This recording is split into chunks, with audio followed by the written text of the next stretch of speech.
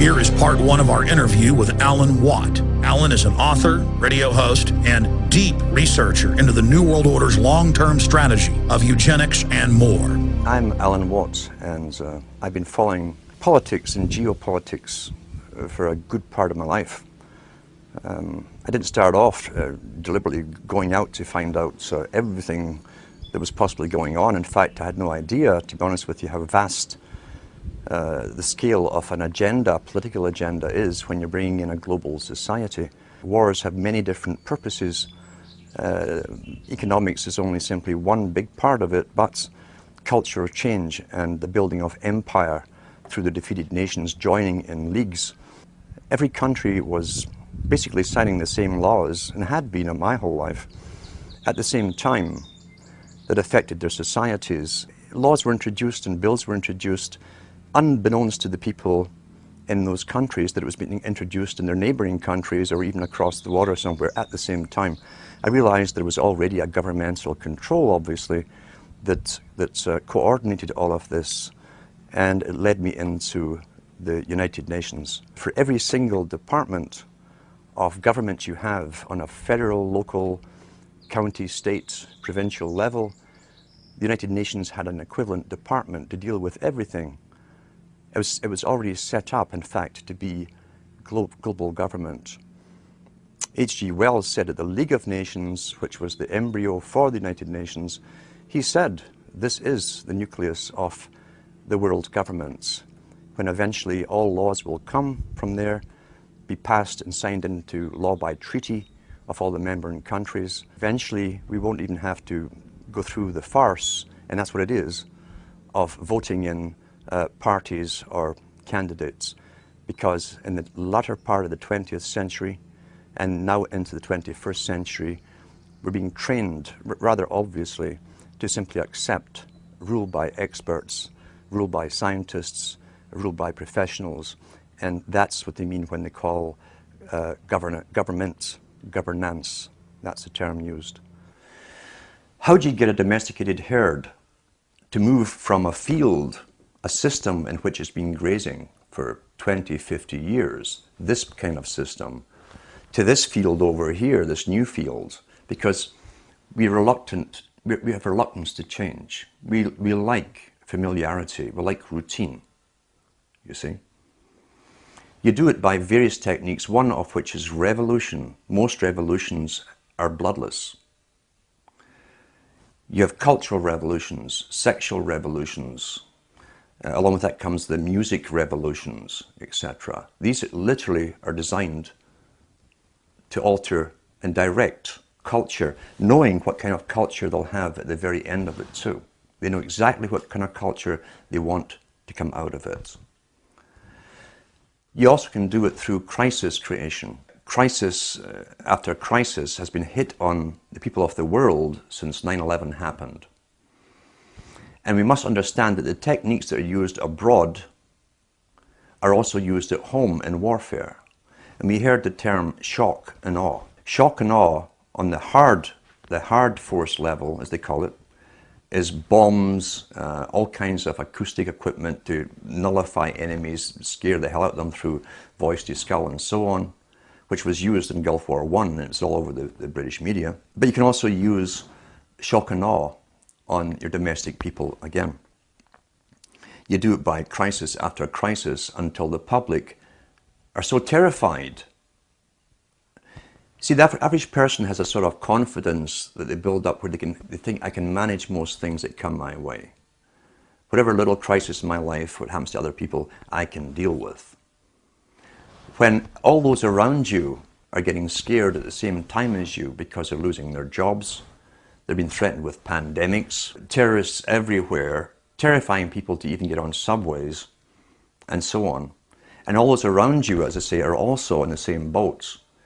You tend to be more easily directed by the powers that be that come out and speak with authority and confidence over you. That's why they give you a guy like Obama, who's trained in oratory.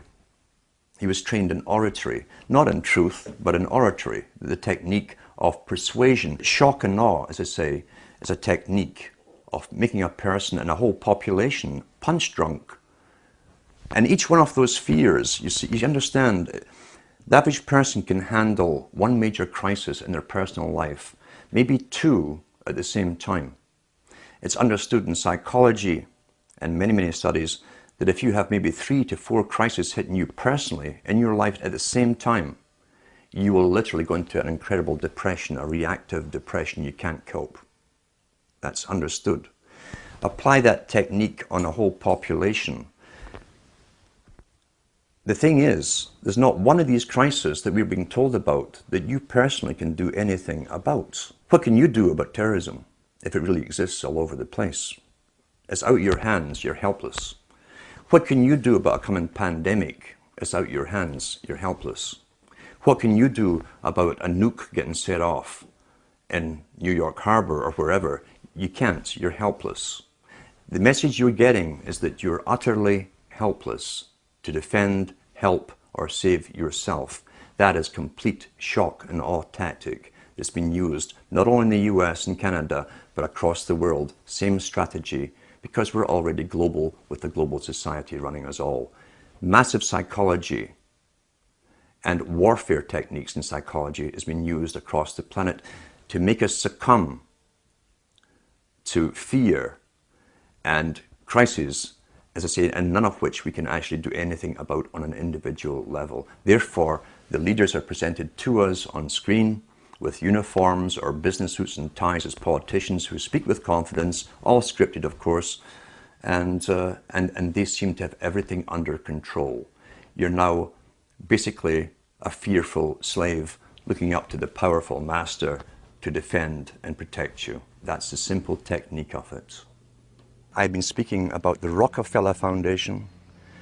I was mentioning the fact that in the United States, the Rockefeller Foundation, which also runs, I think it is the Carnegie Foundation today, maybe even the Ford, they're all combined. The families that are given the intergenerational rights, if you like, or authority to lead the world to amalgamation under global governance. Mr. Rockefeller also is heavily involved in the world depopulation strategies.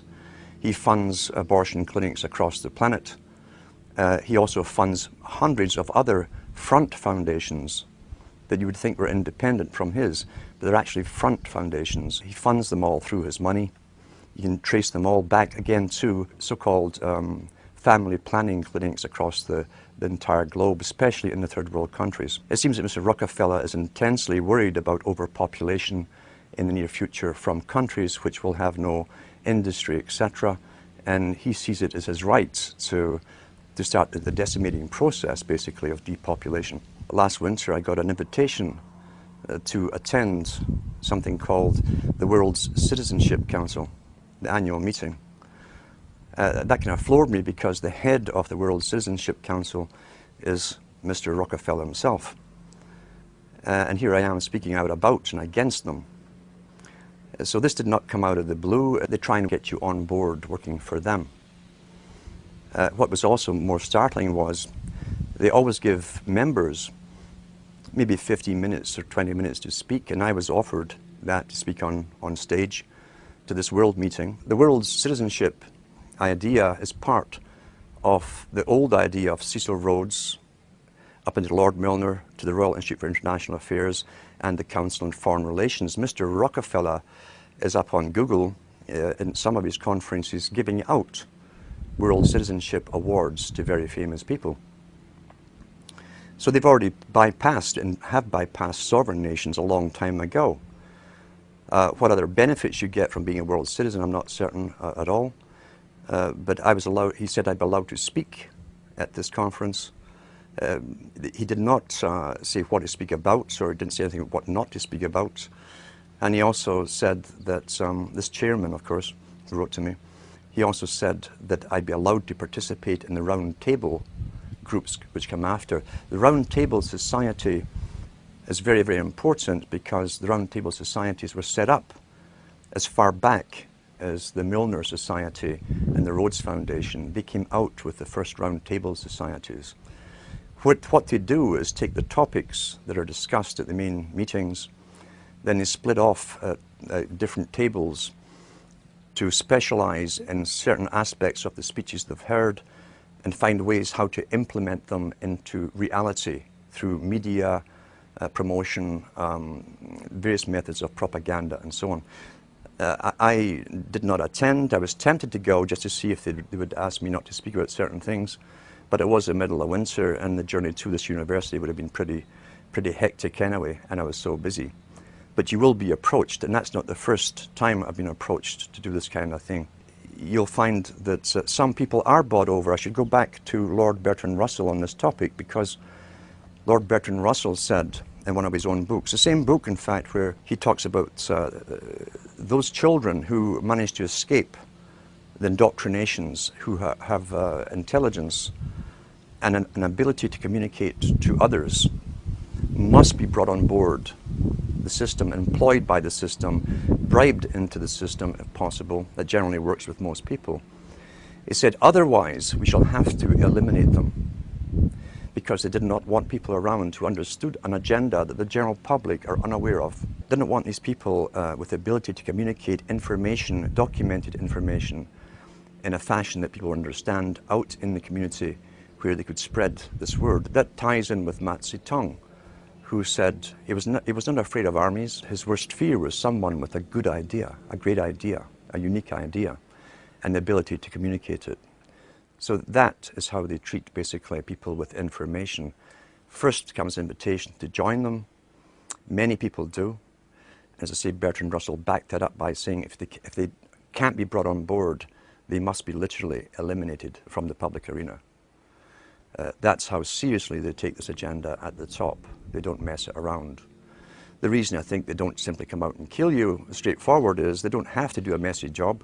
There's many ways of killing you, especially in this day and age. But I think, to be honest, they're so arrogant right now at this moment. They're not too worried about the mass of the general population who are indoctrinated and updated with their indoctrination daily from television, as one example. About 100 years ago, this big organization with many branches, they wanted to rule the world basically using Britain as a nucleus of a system, an embryo, which also was going to be joined with the US under the Anglo-American establishment, wrote about the kind of culture and the changes of culture over a 100-year period that they would actually design. We're all tribal to an extent. That's why we even bother to vote for a tribal leader. This is well understood. That's why we're supplied with these leaders. And because the average man was to become more disengaged from his own destiny as the expert class arose, it was decided that the males would get their outlet basically, gradually becoming helpless as males, through sports. Therefore they'd have a tribal team they could identify with, they could cheer them on as though they were winning. In their own personal lives, they were getting nowhere. They were getting disenfranchised in a sense as experts took over decision-making for them in all kinds of fields. So this was psychology at use, planned before they even implemented the sports. When radio came along, of course, they used that to the maximum. Sports for the men, radio soaps basically for the women, and then in came television, as I say, with its alpha state, its hypnotic state. It took off. It really took off. And men became glued to the sports shows. The big think tanks, and we've had think tanks to do with always planning the future and how they would create societies and even different cultures within 100 years, say from this type of society to that society to the next society, how they'd implement it, again always through the youth culture, which is easy to do if you have universal education. You can always mandate the same system, same culture to be taught to the youth. However, as I say, since the 1960s, once television really took off, sports used to only come out on Saturdays, and over a 10-year period, it gradually came on every night of the week. Until today, we have even sports channels, sports. So now you see guys who are sitting home, who are basically powerless at work. They have bosses. They're powerless on the roads. There's police and traffic wardens and cops watching them. They have no means to feel strong, and so they tend to watch sports as a substitute. They project themselves into a game which they never participate in. But as long as their team wins, they feel something's happening in their life that's positive and it's successful. It's a very good substitute for many, many things as far as the elite are concerned. Now, the big think tanks that involved many professional people knew that they'd have to give something this for the males, and for the women they'd also give a substitute too. The intention being ultimately to alter society, drastically alter it so much that even the purpose, for instance, of marriage would lose any appeal. For the females, they gave them high fashion, accessible prices for high fashion clothes. They brought in, people don't realize, they brought in the miniskirt back in the 1920s during Prohibition. They brought in cocaine at the same time as along with the booze to get young people in. The idea being that if you're doing something illegal, it's very naughty. Youngsters love to break the rules, get together, we're all being naughty together. And sex and booze, coupled with coke being smuggled in at that time, had its desired effects, but not quite the way it was designed to have by those that planned that culture, the Bernays types. And Bernays was heavily involved in this. So they came out, as I say, with not sex and rock and roll, but sex in a form of jazz. The Charleston dance came in, the miniskirt came in, sex became rather rampant for the first time. All the old traditional taboos were broken with one generation, but there was fallout to this change, this massive change in culture. The fallout being that they did not have the antibiotics to treat all the sexually transmitted disease that came along. Secondly, they didn't have the legal abortion clinics to take care of the unwanted children that also were produced by hyper-promiscuity. They opened up big orphanages to try and take care of this, the boys' towns. They had ones for girls too. But there was so much backlash, especially in the United States, from the old Christian communities, that they had to tone it all down. It kind of flopped, as I say. Sexually transmitted disease became rampant, so did unwanted pregnancies and abortions. And so they went back to the drawing board, because remember, before this all happened, the big players, the new high priesthood, we'll call them, of the Time Lords, those who create the future, work in think tanks for the big establishment, had a definite mandate. The only problem was how do you achieve that mandate over a time period. So they went back to the drawing board, and they've always known, for instance, that in wartime, more children are produced because people, young people who might go off to die tomorrow tend to be far more promiscuous.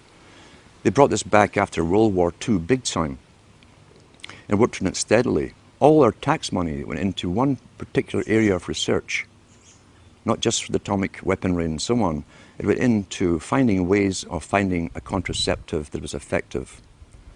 When they found it and launched it on the scene, at the same time as they launched what they called pop music, along with drugs, LSD and so on, they brought out the contraceptive. So then permission was given, in a sense, and promoted from the top down, even from the BBC, which is, remember, the BBC is owned by the British government. It's an arm of the British government.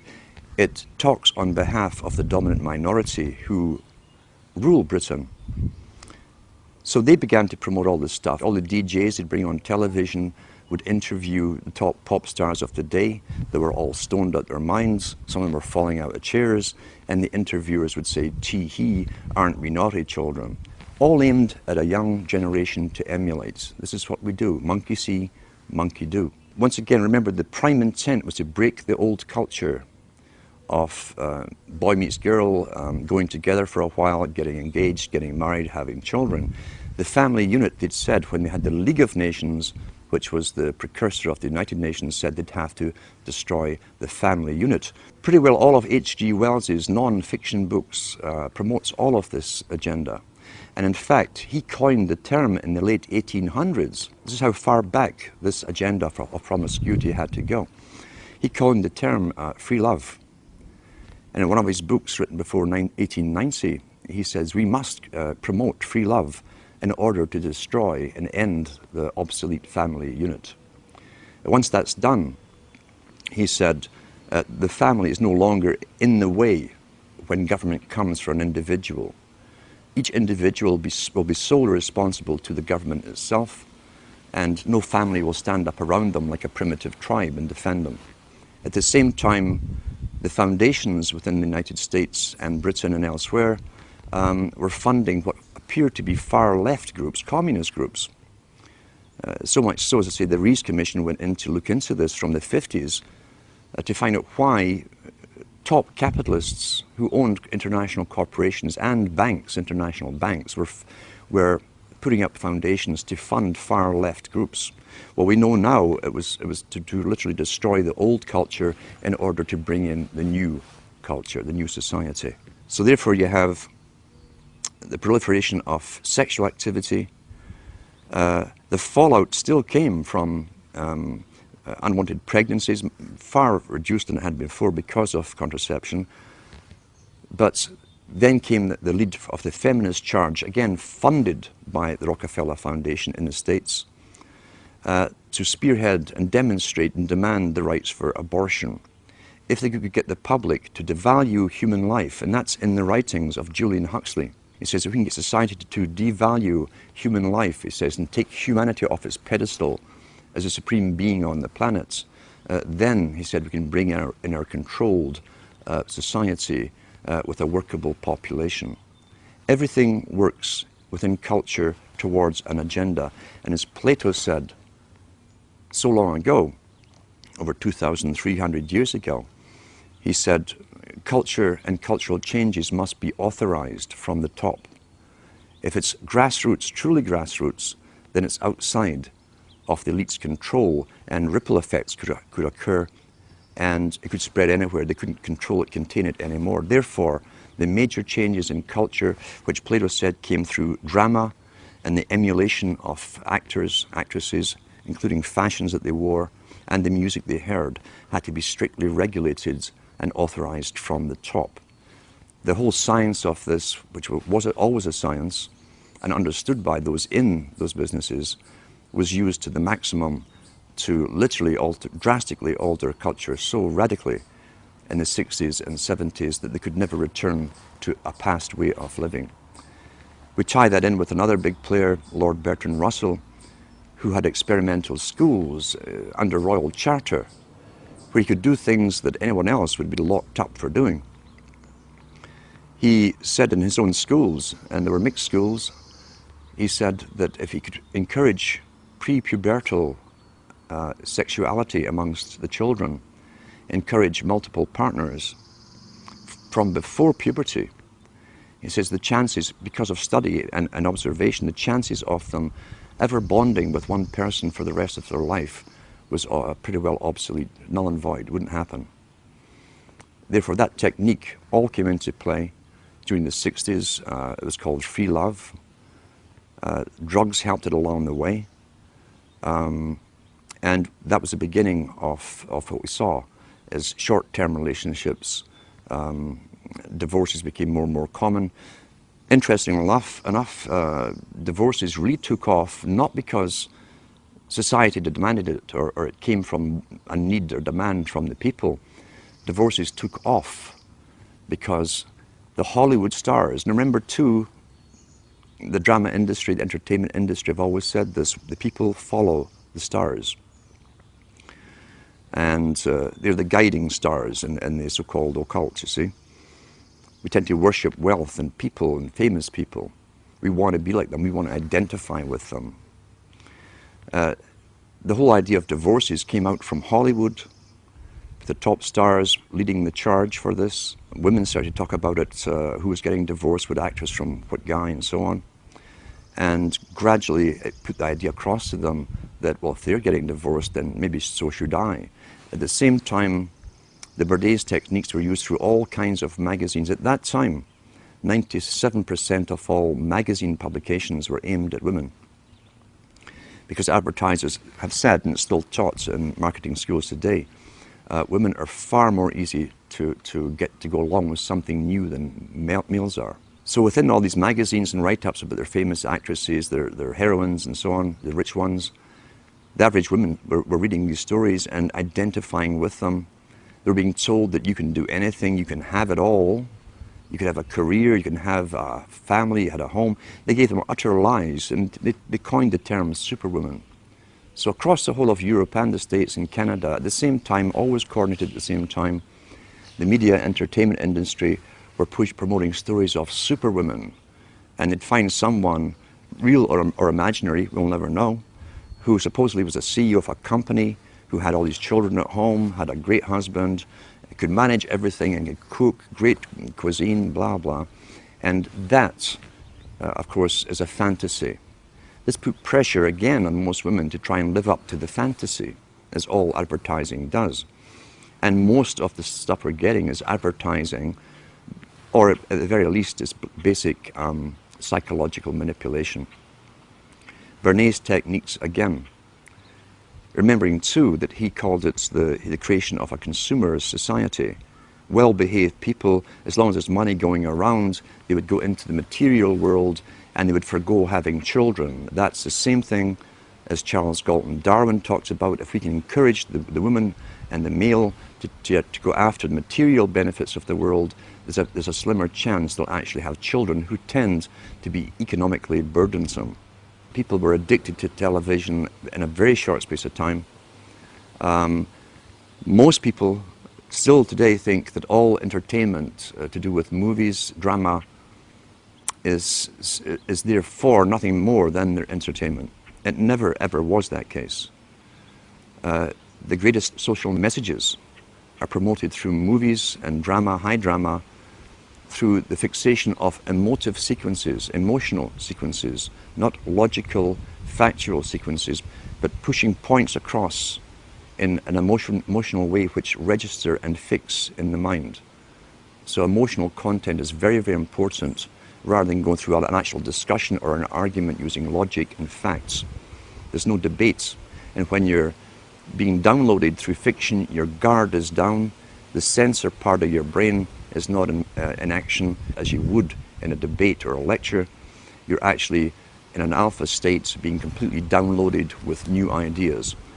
Very similar to a computer. And so therefore, a culture industry, which is called by its own the culture industry. The Soviet Union had a department called the culture industry. Their actors and directors were called the cultural leaders.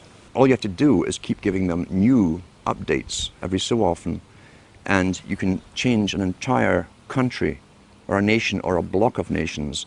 We're all getting the same upgrades at the same time along certain paths. Today we call it political correctness. Most people want to belong to their peer group. They want to be the same as everyone else when it comes to opinions.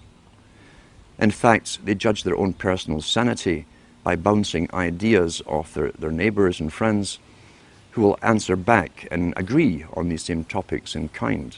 It doesn't matter if the topics or what you're given are facts or utter nonsense. As long as everyone agrees at the same time, you'll say, well, I'm sane, and your friends will all agree because they've had the same information given to them. We don't only get the same information given to us, we're led through sequences, even documentaries, to leave you with a predetermined fixed conclusion on any given topic.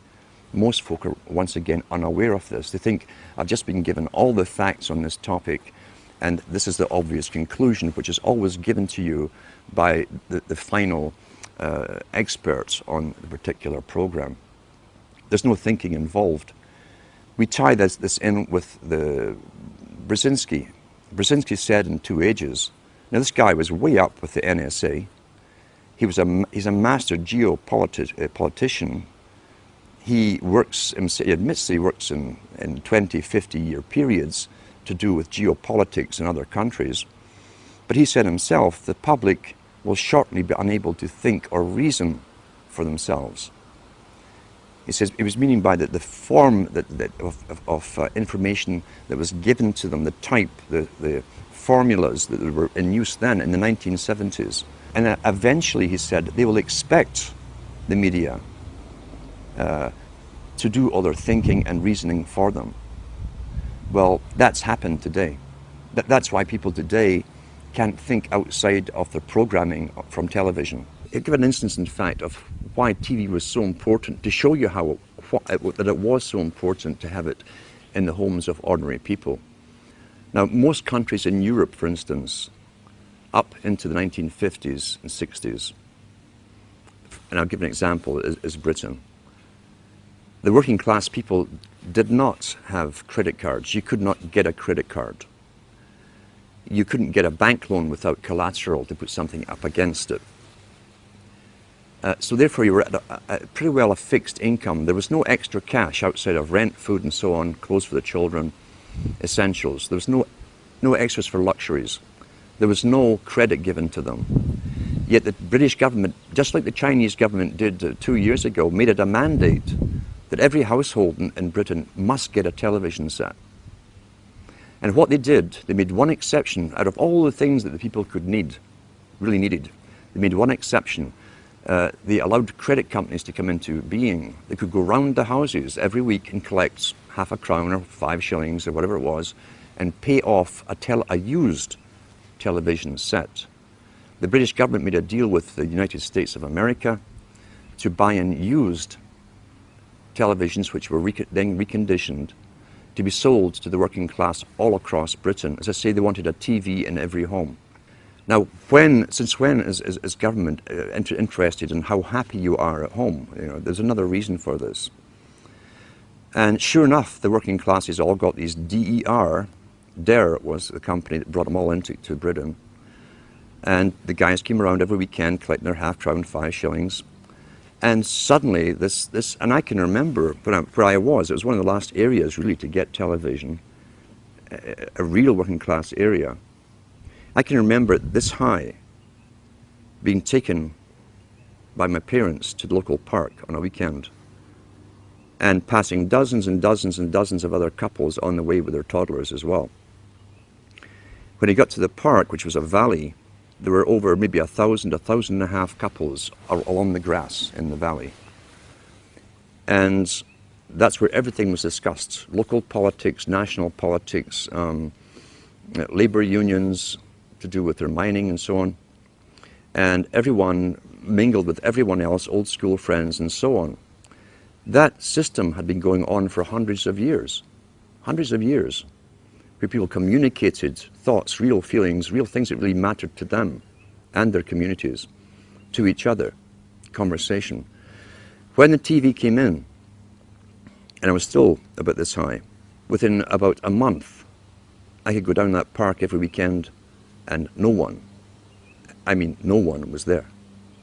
It literally overnight killed off the socialization and the interaction between people and tradition, again, where they exchanged viewpoints, gave each other news, helped each other out, who was sick, who was this, who was that. Everyone helped each other out. And from then on, you could pass rows and rows and rows of these, and they were called row houses, all joined together. And all you saw at night was the flickering of that bluish light in the windows.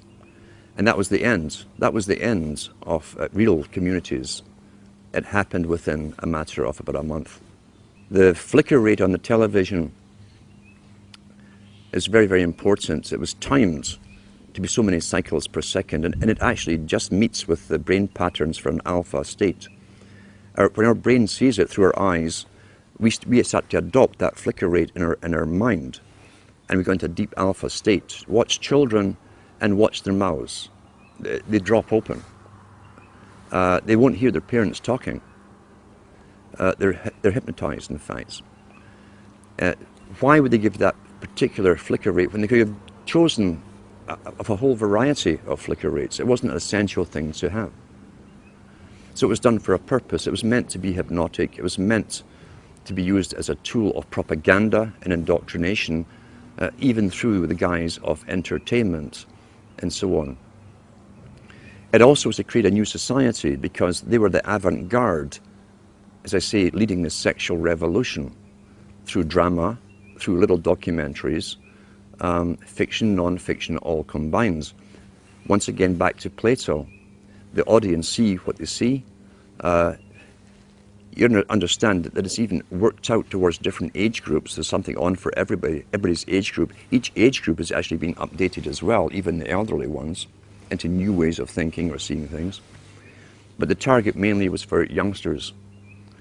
If we take one of the world's experts on propaganda, who is Jacques Ellul, who wrote extensively on how the mind works and how all entertainment, he said, that has to do with government programs such as police, detective stories, detective series, which contain little human dramas as the hook that you identify with, to make you watch the whole story. The child gets kidnapped, detective goes on a hunt, he goes through hell and fire to get that child back. You identify with the hero if you're a male, you'll identify with the heroine if you're female. And that's the hook to get you to watch them. But what he said was, all dramas to do with police, or even the military in movies, are pure propaganda. Pure propaganda. The human story is just the bait to make you watch through it, to get you to identify with it. Because once again, there's always a message left somewhere in the movie. It might even be a message that's against your own morality. It could be where the cop, for instance, does sleep with this beautiful woman while his wife was at home, and it's all part of the story, and even tell you why he did this. He was feeling down that day, blah, blah, blah. And so you've just again altered your viewpoints on how you yourself might behave in that situation. And that sometimes that kind of thing can be justified. That's how you're downloaded through entertainment. It's there to alter and direct and always upgrade into another step of the direction that the entire culture for someone else's purpose. Let's talk about the effects of the alpha state first of all. Recent articles I've even read on the air from various science studies show you that even when you switch off television, you remain in that alpha state for maybe 45 minutes to an hour, sometimes longer, depending on how long you've been watching it. With high definition, again, why would a president of a country mandate that all TVs had to go high definition? Is it because he really cares so much about your happiness? And he wants better quality for you? Or is there another reason for it? Well, I'm sure the effects of the old flicker rates and what it did will also be incorporated in high definition, but with even more added benefits for bringing you into a complete hypnotic state. How do you wake someone up who's addicted to television? You can't. Very, very simple. You can't get your daily brainwashing, where literally it's bypassing any consciousness in the person. You can't take that every day and still try to wake up and learn at the same time. I've known people who've gone through complete withdrawal from television and gone into depressions because their entire routine is broken. They also have time on their hands, which is a big aspect of control, remember too.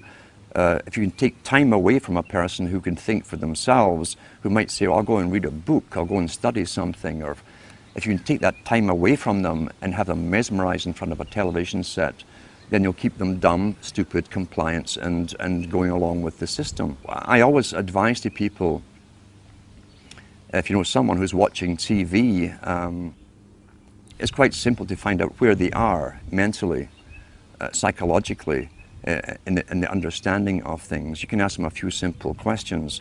If they give you standard television answers, forget it. Simple as that, forget it. If you see some spark of their own opinion coming in, there's maybe a chance you can do something with them.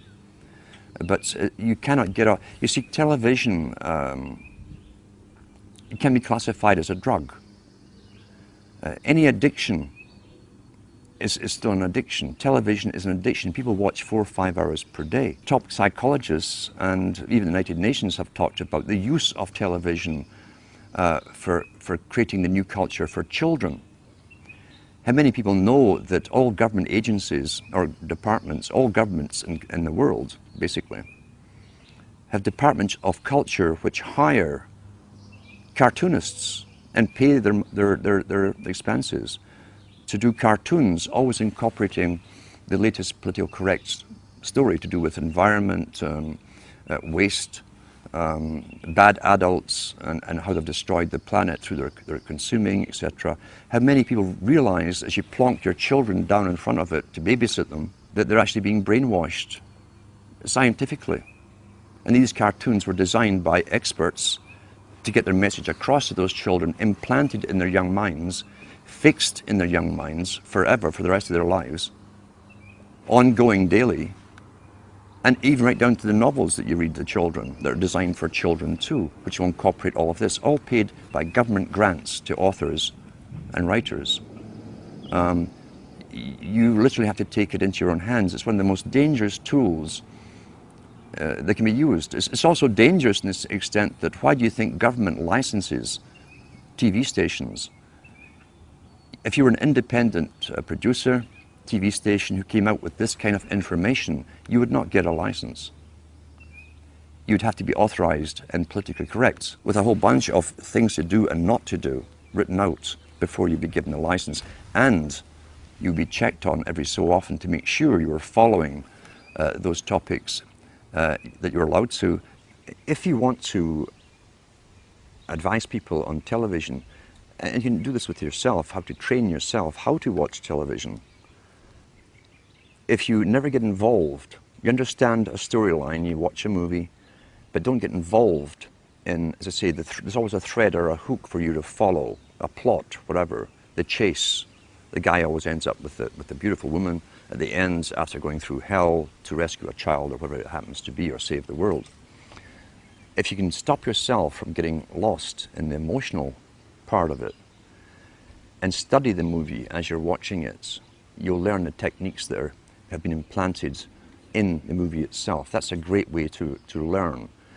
If you can do it with yourself, you can also show other people how to do this, to actually study everything as it's been presented to you. And eventually what you'll find is that when you're watching even documentaries, you'll see how the documentaries themselves are shaped to give you the opinions, often very strong opinions, without giving you specific facts or giving you distorted facts, etc. Learn how to critically analyze and think as you're watching. And if you can show others this technique, a good example is sit down with someone who regularly watches a good movie, one that you've previously watched, and then point out all the politically correct little inserted words, slogans, phrases that have been put in there, and show them how it's been done. That way it can actually be fun to study television and write down all the different things that they've missed, but it's all implanted subconsciously in their mind, because those implants, those subconscious implants, will become their opinions, and they will never know how they arrived at them. They won't remember it's from this particular documentary, this particular movie, or whatever. So that can also be fun. That's a positive side of it. You can train anyone to do this. With the internet, the first person to mention it that I know of, at least to the public, was again this master, Brzezinski, in his book Between Two Ages. In the early 70s, he said, shortly a system will be given to the public of mass communication, which will cause a revolution, the revolutionary thing to change society. But he also mentioned and hinted at the fact that there would be regulation behind it. He mentioned too that those who brought it in would never lose control, the main control over the internet, because after all, knowledge is power.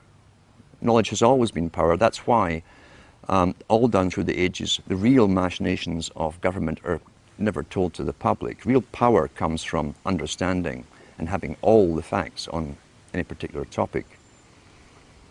So therefore, the internet was to be given to the general public with other intentions. Initially, it was to get them all into it. Now, what did the elite want to achieve? What was their point of view? They wanted people to become so used to the internet they couldn't do without it. Now we see businesses really can't do without it. They can't imagine going back to pencil and paper and taking inventory and all this kind of stuff. For the youngsters, who must be the generation they target, they made sure that that's the only thing I knew about the internet. from the media. I was completely ignorant about it, and computers. The only thing I knew was there was lots of pornography on it. Every paper kept telling you about it, which again is the same old technique they used in the 60s and 70s. Aren't we naughty? Wink, wink, for the rock stars on television. Knowing all the youngsters would get into it when their hormones are high. That's all they're thinking about.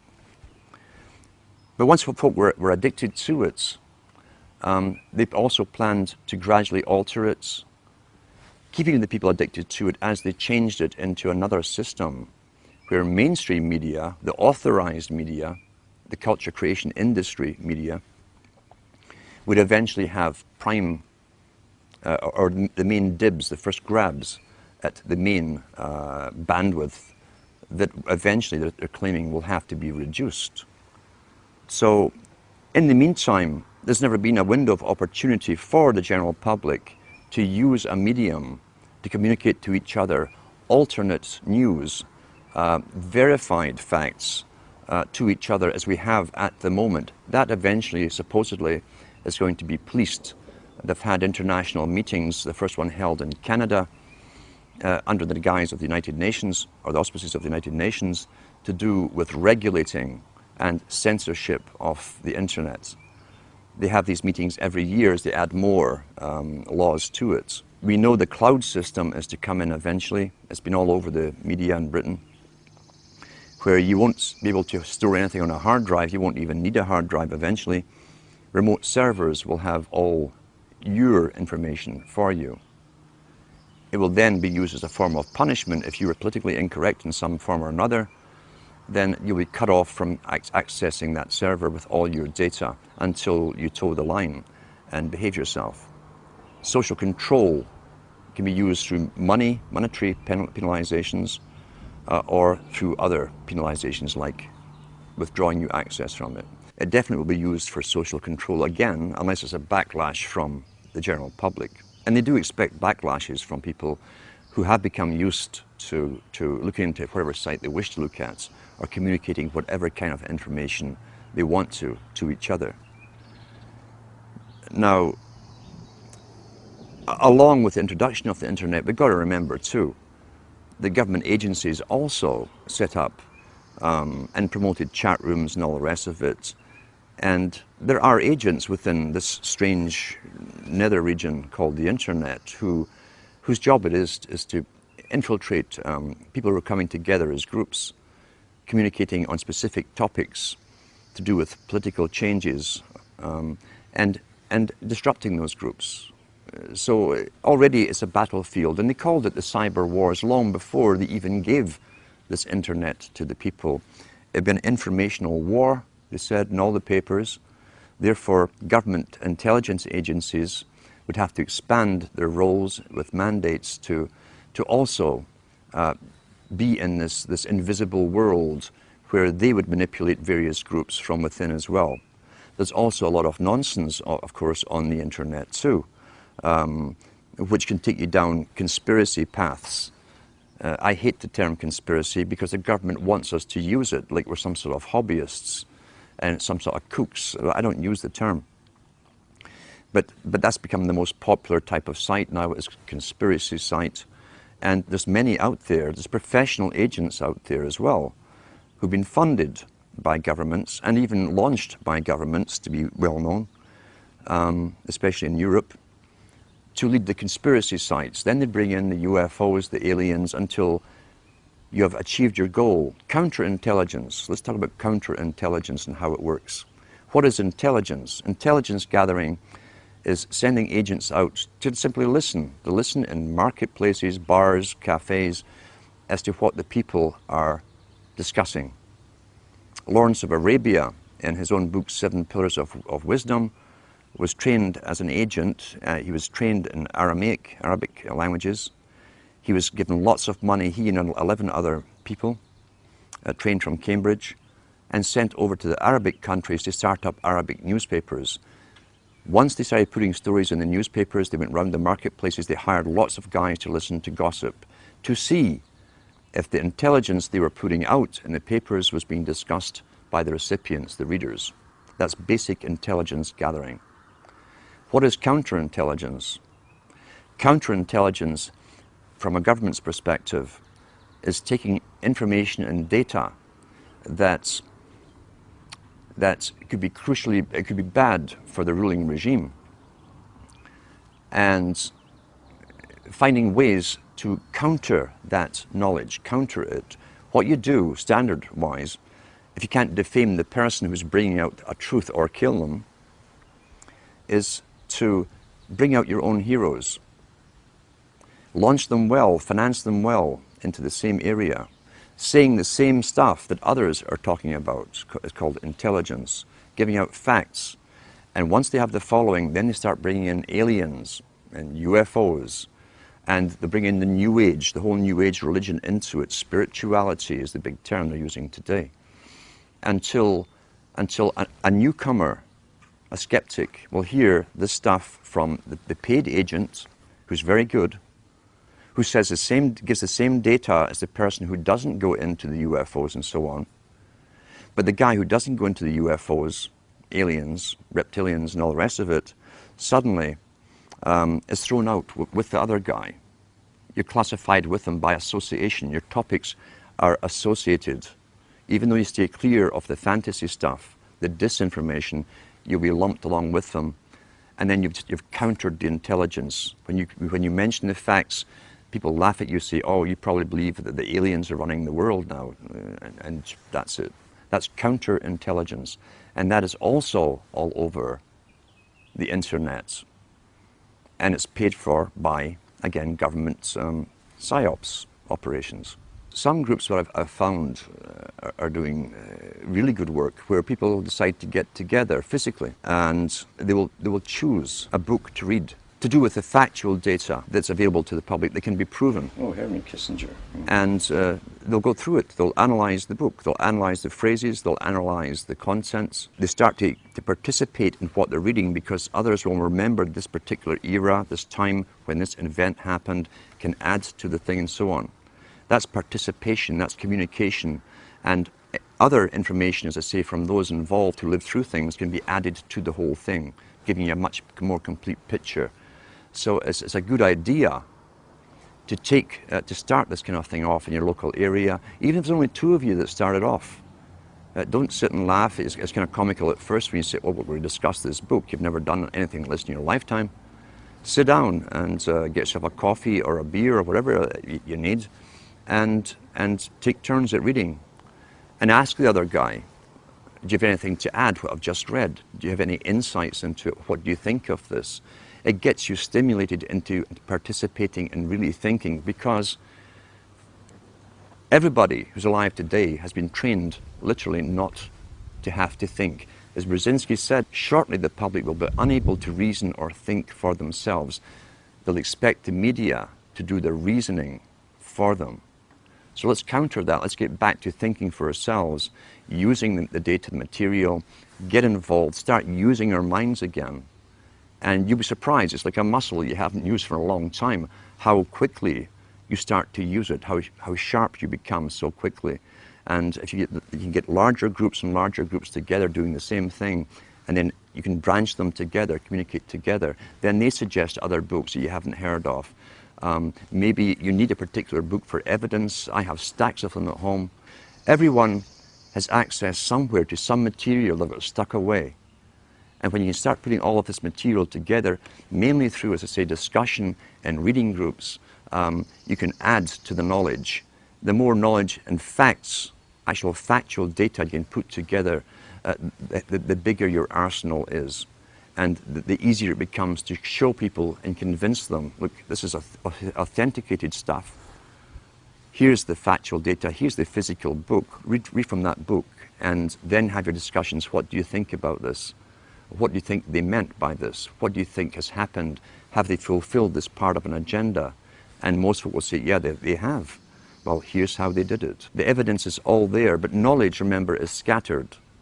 That's also why, since the 70s and so on, televisions were put up in places where people used to communicate to each other, bars and restaurants, the pubs of Europe. Everyone talked and discussed everything. The televisions were all put in for a reason. And now everyone's mesmerized and you can hear sports or loud music. You can't communicate anymore. That was government promoted because the government licensed the big chains of taverns and pubs all throughout Europe. And so what you've got really is deliberate attempts. Nothing happens for no reason. Why? The customers weren't demanded. They were bored in bars as they discussed topics. People would just move around the pub talking and listening to the conversations, and they'd join in the one that you liked. Why was it so important to destroy communication? It's because it's a main propaganda tool. It stops communication between people, even in a room. Have you noticed too, they don't even discuss the topics, once the news is read to them, to each other. They've both been downloaded with the opinions. You don't have to ask what their opinion is. It's going to be the same one as you've been downloaded with, left by the expert. So we've got to get back to communications and communicating with each other and finding the evidence. Knowledge is scattered. Knowledge is power, so it's scattered all over the place and thousands of books. But when you can start these reading classes up and get other reading classes communicating with you, even through the internet, you can start putting the data, the factual data together, and so that you can present it to the public and bring in more and more members. Only knowledge and the will to use this knowledge is going to thwart the plans that have openly been made for us and declared from the elites at the top. The whole problem of being involved in a community, it can be a double-edged sword. We know, for instance, that commutarianism is a term used first by Bush Sr., talking about the collectivist society coming in. The United Nations has us all split up into communities. It's promoted through local TV. Even Sudbury here has your community. This is your local community. Be involved in your community. They're talking about a politically correct community. That's the problem. Government really penetrated and altered and distorted and changed society through communities. Not just with television, which has certainly destroyed the community spirit.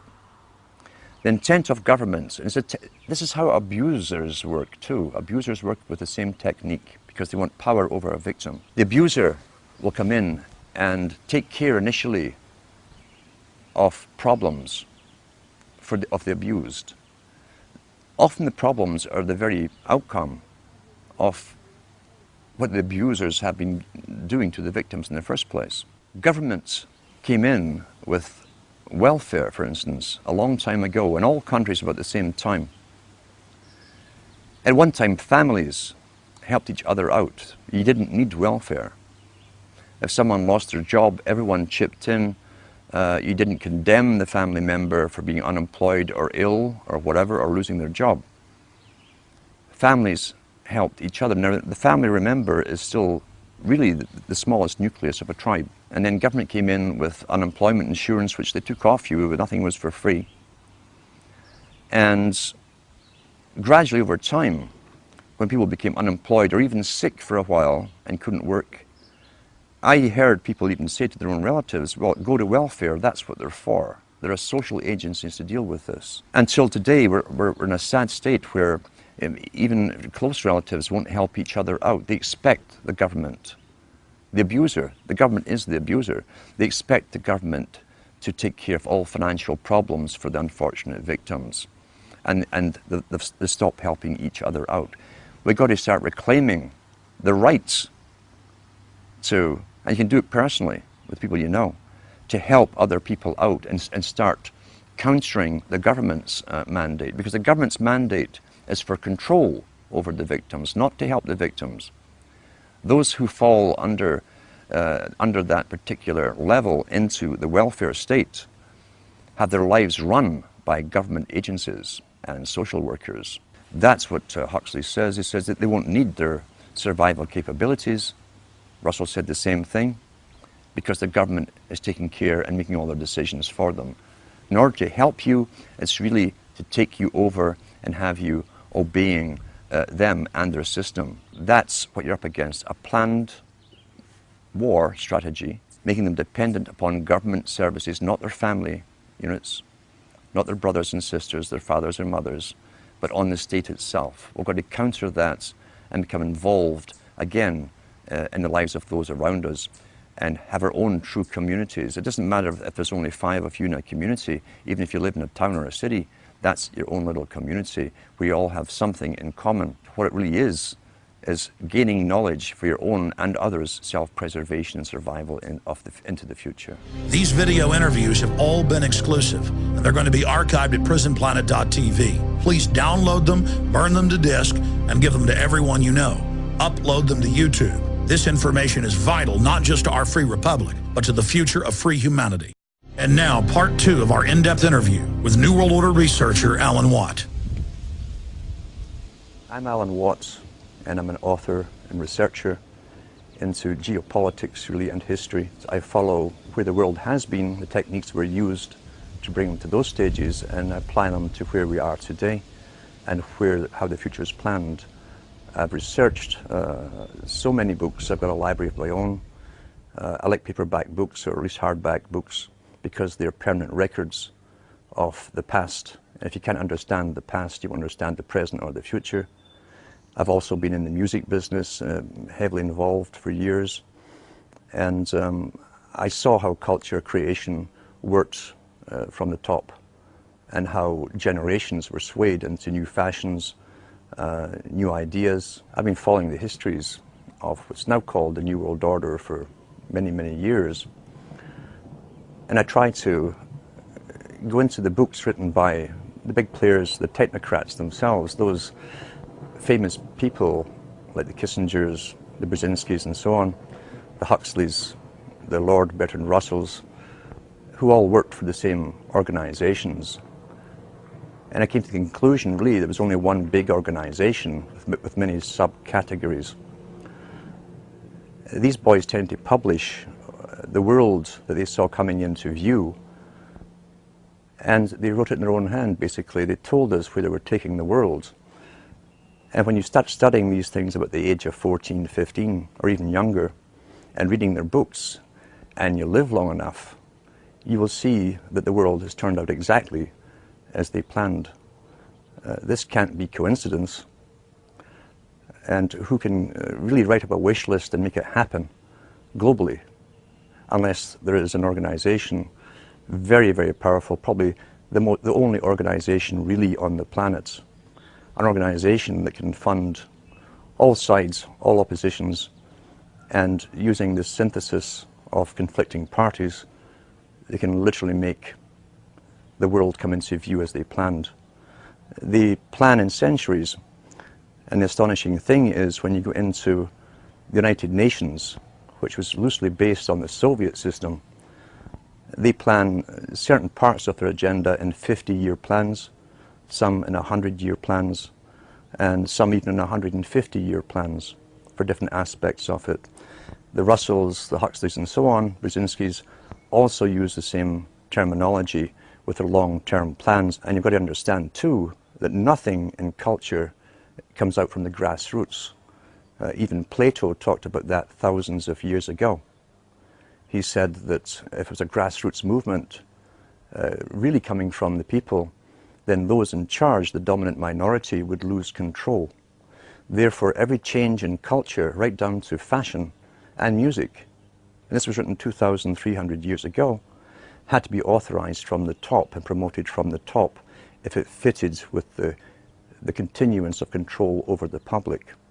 And these are sciences which were taught down through the ages, are still taught today to the big players, and they've used it to the full in the 20th century, now into the 21st century with the use of television, mass communications, radio, etc. Everything has been given to us for the appropriate time and stage in the actual planning. And for those who are coming into this kind of study, it's best to go into the books, as I say, written by the big players themselves. They love to boast. Kissinger's got lots of books out there, so has Brzezinski. These are probably two of the master players in geopolitics. Try to stay away from all the conspiracy books. They're also put out there on purpose, very fascinating books, but they lead you in circles forever without giving you the overall picture to the fact that every generation has a purpose up until this present time. And in a post-industrial era, these big boys have decided, and their masters too, that we are simply superfluous and they no longer need us. Hence, we have big foundations coming forward and organizations like the Optimum Population Trust, who have decided to come out openly and demand that governments start radically reducing the populations. We are now the useless eaters, as Lord Bertrand Russell called us. Our ideas, our opinions on everything, our worldview, even to do with population and the fake view that we're overpopulated, is all projected to us by the mainstream media, working in concert for their masters. And we begin to parrot what we hear through repetition, and that's so important, as repetition with slogans and catchphrases. And once you hear it happening in your own local group, your milieu, then you know it's working. And the camera can make anything appear to be true. You'll see that in India, for instance, they always use the same streets of Bombay to make you think that you're massively overcrowded, and that's the impression people think of the entire Indian continent. The Indian continent is huge, with thousands and thousands of miles of forest where no one lives. It's the same in Africa too.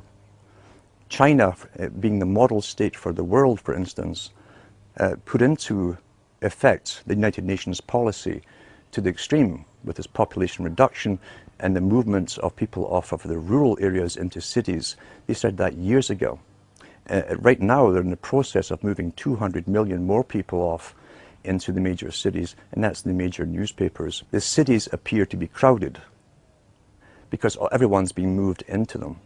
In the Western world since the 1950s, again under the term of urban sprawl and stopping urban sprawl, the Western countries also signed agreements to do no more building in the outskirts and of the major cities. All existing buildings have to be used or else knocked down and replaced with even higher ones. But regardless, with the immigration and the free flow of people now from third world countries, the Western countries appear to be overcrowded. And yet the UN's own statistics show, and so do the national census show, that the Europeans, for instance, Canadians and Americans who have been here for a couple of hundred years are actually in decline.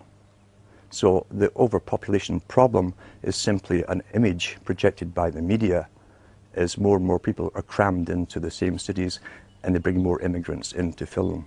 But I also realized the system of schooling when I was going to school was bogus. The histories were bogus, and I was very, very lucky to have access to very old libraries, town libraries.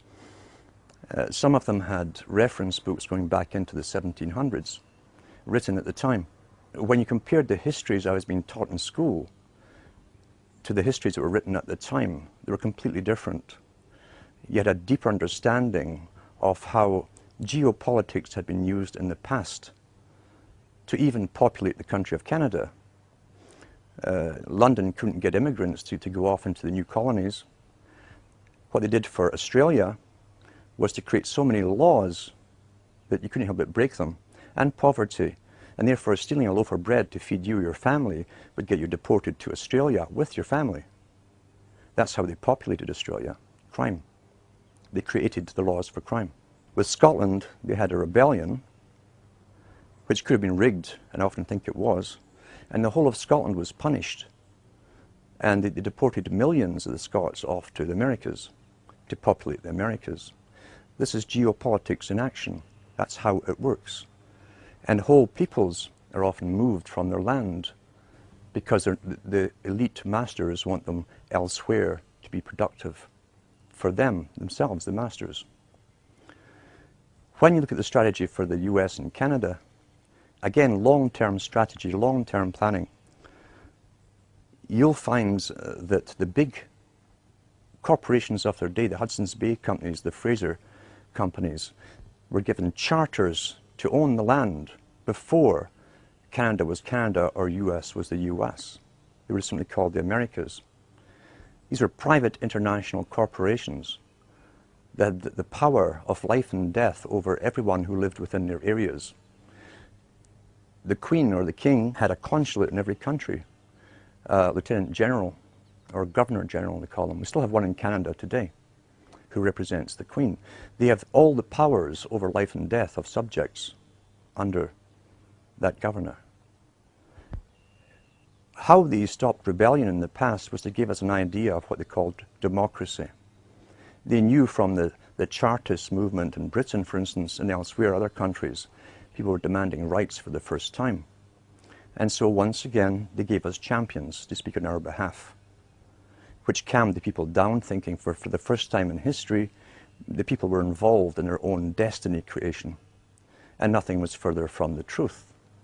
Because the planners knew that once you bring people into a country or a continent, create real wealth for them and get businesses going, clear the land, drain the swamps, and so on, they can take it all away from you through laws 200 years down the road. And that's what's happening now. Long-term geopolitics once more. And if you think I'm kidding about this, go into the history books written at the time. They're still there in some of the libraries. And you can also go into the art of geopolitics. There's even videos on YouTube on Brzezinski boasting about how he set up the Taliban in Afghanistan. You'll see him encourage them to fight the Soviets at that time in the 1970s. And he actually says, yours is a holy war.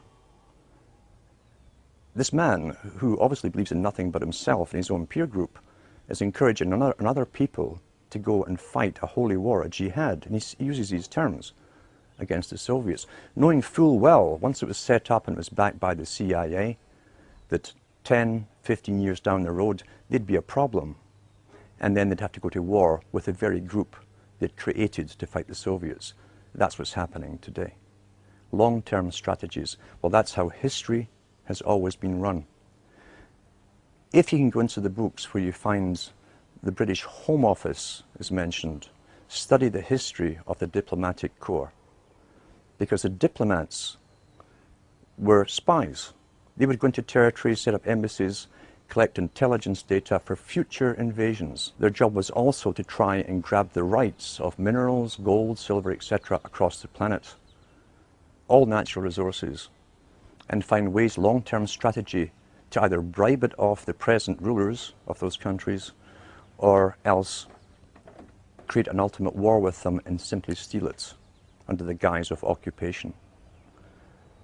We're living through a stage today, as I say, where this is all coming to a culmination. This is the post-industrial era. We're post-technical almost in the West. It's all done in other countries, all the technical stuff. And Brzezinski himself talks about the technocratic era, where the future will be for an elite with a highly trained bureaucracy underneath them and scientific elite who will not need the human labor that they've needed in the past. Human labor that is excessive and is unemployed and is hungry is now a threat to that established elite. So now they're doing something which they can only do to the human species. They don't need to do this with animals. With animals, just go out and hunt them and kill them.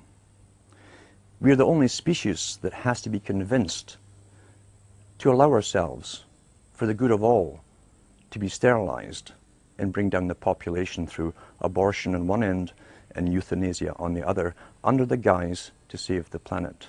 And unfortunately, with the massive propaganda campaigns that are all over media in every country at the same time, with all the big foundations backing them with unlimited financing.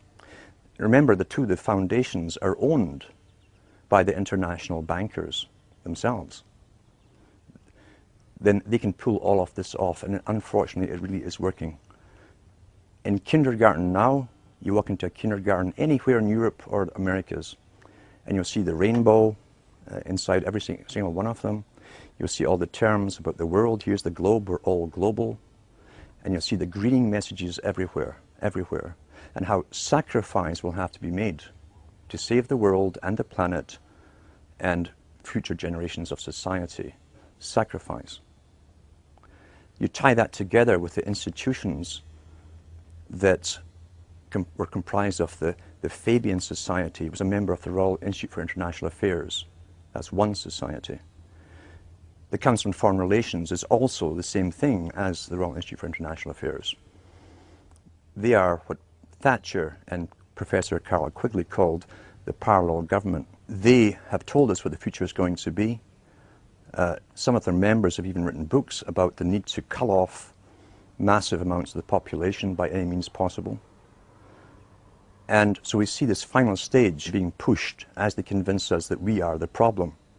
The Club of Rome, that also belongs to the same group, in the 1990s, the two founders said that back in the 1970s at the Club of Rome, they were given the task as a premier think tank for the globe, this global society, the task to find ways of reducing the population and controlling the people to go along with this, convincing the public how to go along with it. And they said they looked at all possible means of doing so. What had worked before? Again, geopolitics, strategy. Under warfare conditions, the public will give up freedom. The public will be directed by governments, bureaucracies, and police, military, etc. Under warfare, the public sacrifice. They'll have less food, they'll ration stuff. They go along with it to save themselves. Therefore, they'd have to find a warfare strategy, a reason for war. And what they came up with was that man was the enemy of the planet. They said that the idea that global warming could be created and blamed upon mankind would fit the bill. These are the words they used. That would fit the bill, written in the 1970s. And decided at the think tanks then, and published by the guys involved in a book called The First Global Revolution, well worth reading. When they hit upon an idea from a premier think tank, they will never change that agenda. I've said before, it wouldn't matter if we're up to our eyes in snow all year round. They will still stick to global warming. That's the agenda. Now, of course, they've changed it slightly to climate change, which simply means changes in the weather. And they're in the process now of convincing the general public to be afraid of summer, for instance. It's all done through the alteration and distortion of perceptions. Massive psychology is used on all of this. And they certainly understand mass psychology of the general public. These boys don't simply announce things or make up a wish list of the future and send it up the chimney to Santa Claus. When they come up with an idea, they implement it.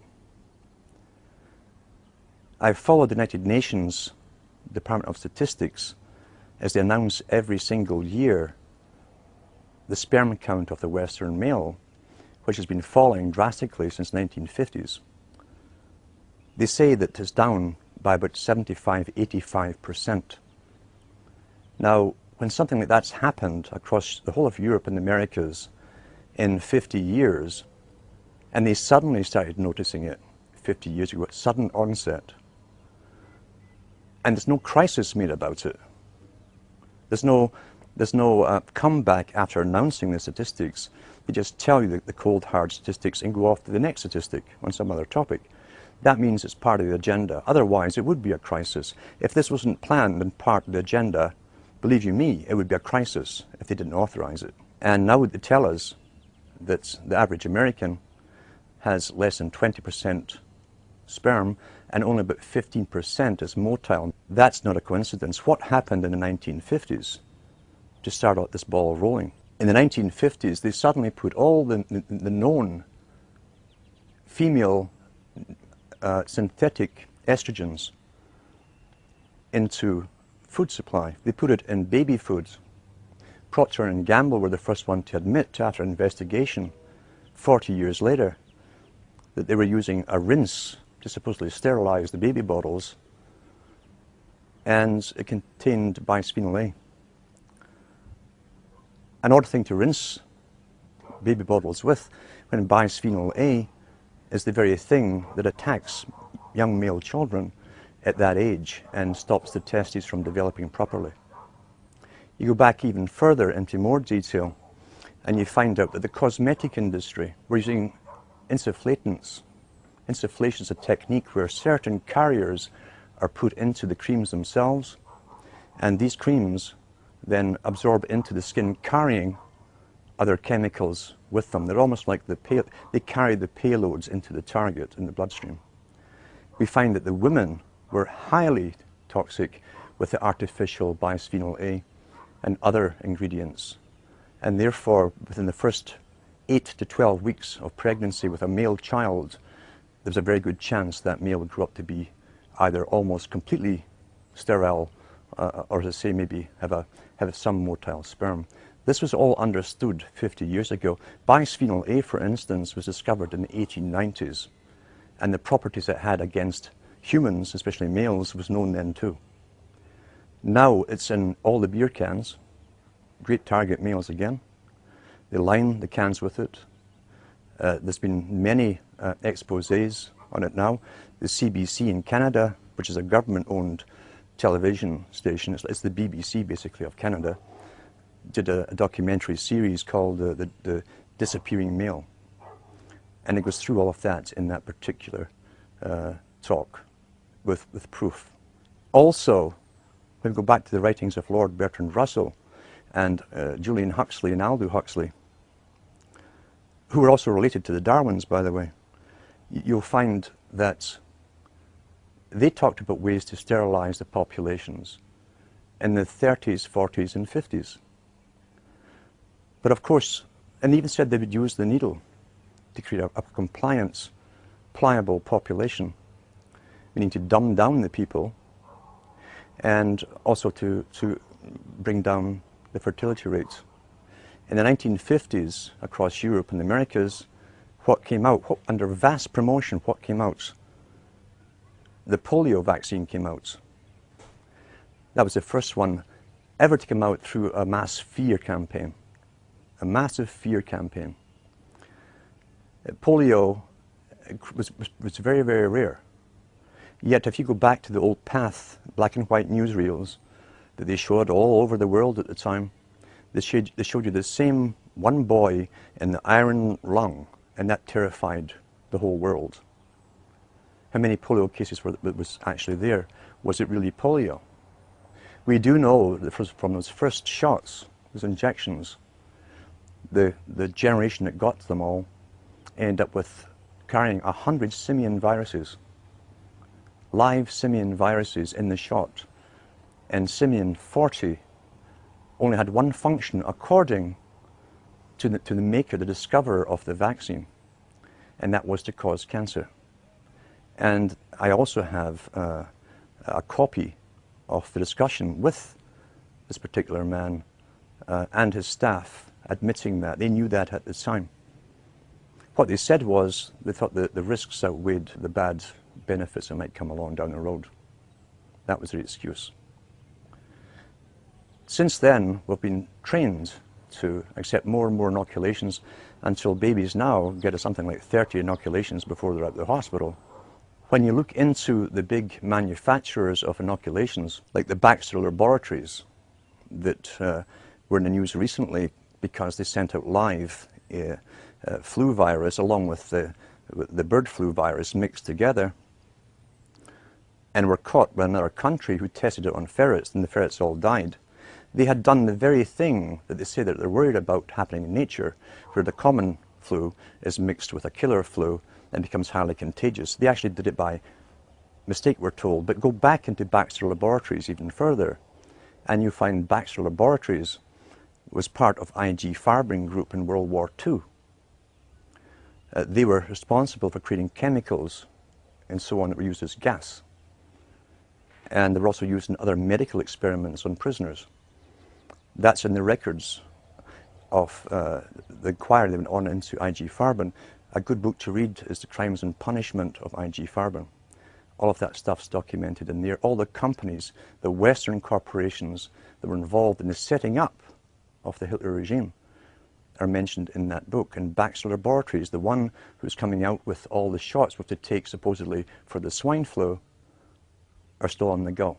So when you go into, let's see, Connaught Laboratories as an example, Connaught Laboratories was employed during World War II to manufacture bacterium and viruses, fungus that would attack wheat and corn, etc. in Germany.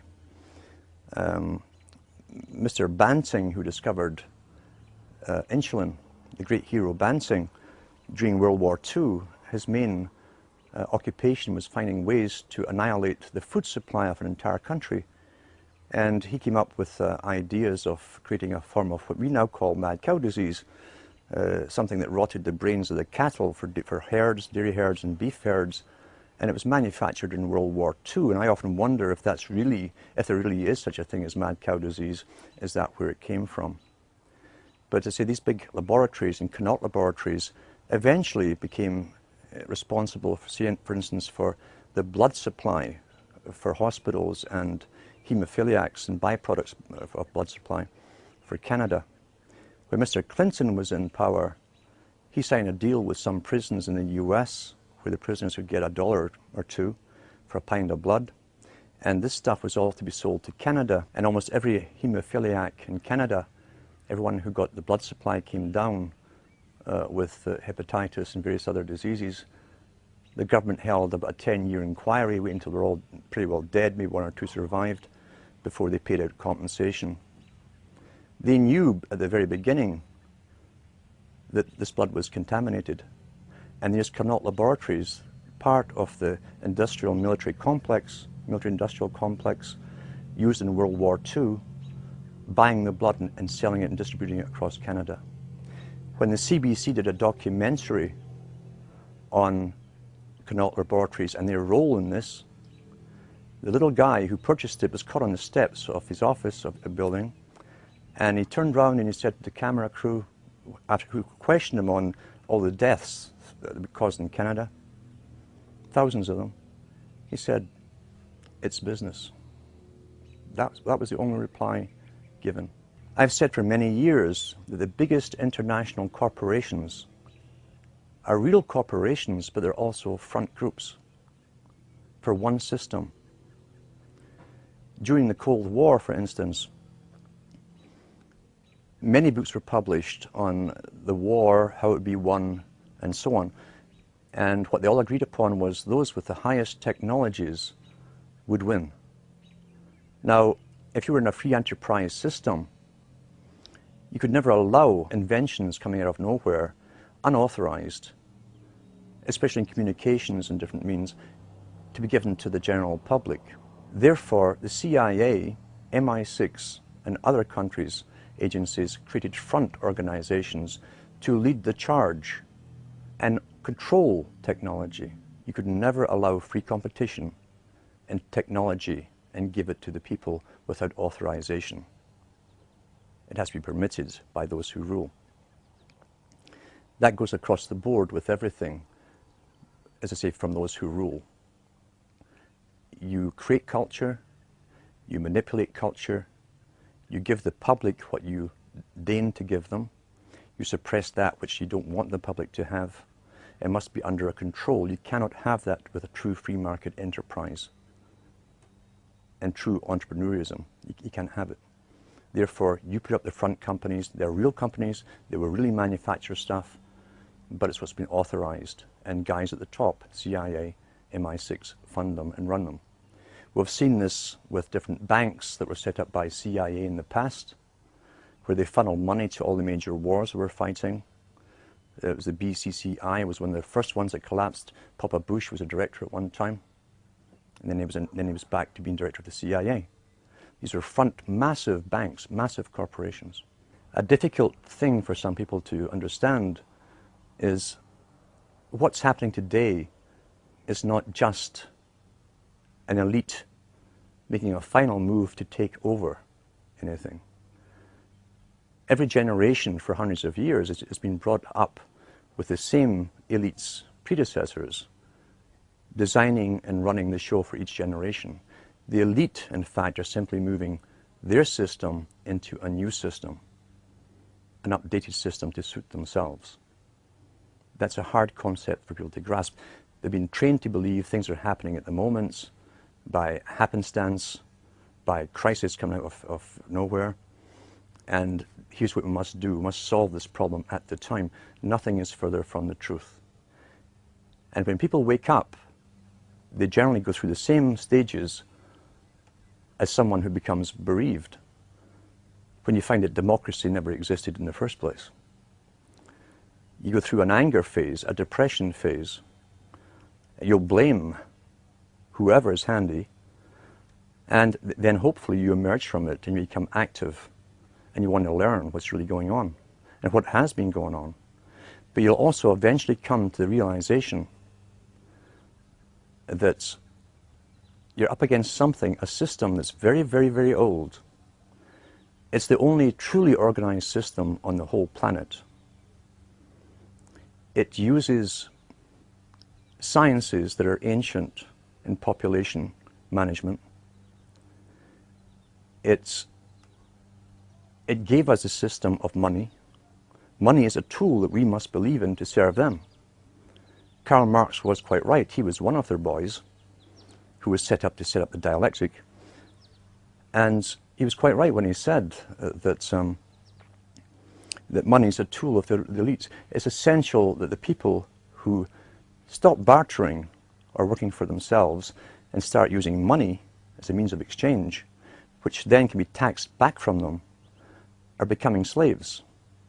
Because under law and legality, for a thousand years, no one could take anything from you. Money represents your food, your home, everything. When it's taxed back from you, they're creating a form of slavery. Therefore, it's essential that the workers believe in money.